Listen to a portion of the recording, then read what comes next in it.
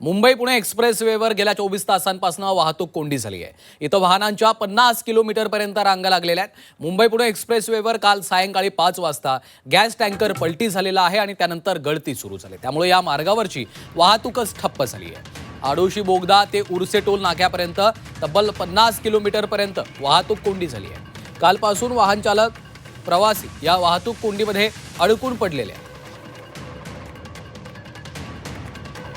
Gas tanker पलटल्यामुळे मोठी वाहतूक कोंडी झाल्याची ही दृश्य आपण पाहतोय। अनेक किलोमीटरपर्यंत वाहनांच्या मोठ्या रांगा लागलेल्या आहेत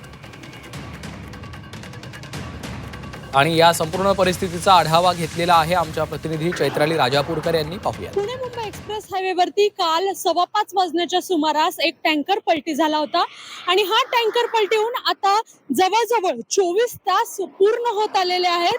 मात्र कालपासून 5:15 वाजल्यापासून ही वाहतूक जी आहे मुंबईकडे जाणारी ती वाहतूक पूर्णतः बंद करण्यात आलेली होती आणि आपण जर पाहायला गेलं तर आता 24 तास उलटत आलेले आहेत तरी देखील ही वाहतूक अद्यापही सुरू नाहीये।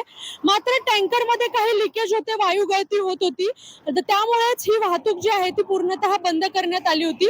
मात्र आता जर आपण पाहायला गेलं तर ह्या टँकर मधील जो प्रोपिलिन गॅस होता तो आता दुसऱ्या टँकर मध्ये शिफ्ट करण्याची प्रोसेस जी आहे ती आता सध्या सुरू करण्यात आलेली आहे। त्यामुळे हा गॅस संपूर्णतः दुसऱ्या टँकर मध्ये शिफ्ट झाल्यानंतरच वाहतूक जी आहे ती काही काळानंतर सुरू करण्यात येणार आहे। मात्र ही वाहतूक पूर्णतः सुरळीत होण्यासाठी आणखी काही वेळ जो आहे तो जाण्याची शक्यता वर्तवण्यात येते। Chaitrali Rajapurkar, Zee media, Maval. एक्सप्रेसवेवर टँकर पलटी झालेला आहे आणि त्यामुळे आता वाहतूक कोंडी झाल्याची ही दृश्य आपण पाहतोय। 50 किलोमीटरपर्यंत वाहनांच्या रांगा लागल्याची ही दृश्य आपण पाहतोय। त्यामुळे प्रवाशांचे, वाहन चालकांचे मोठे हाल होताना दिसत आहेत। गॅस टँकर पलटी झाला त्यामुळे वाहतूक कोंडी झालेली आहे। प्रवाशांचा देखील यामुळे आता मोठा खोळंबा झाला आहे।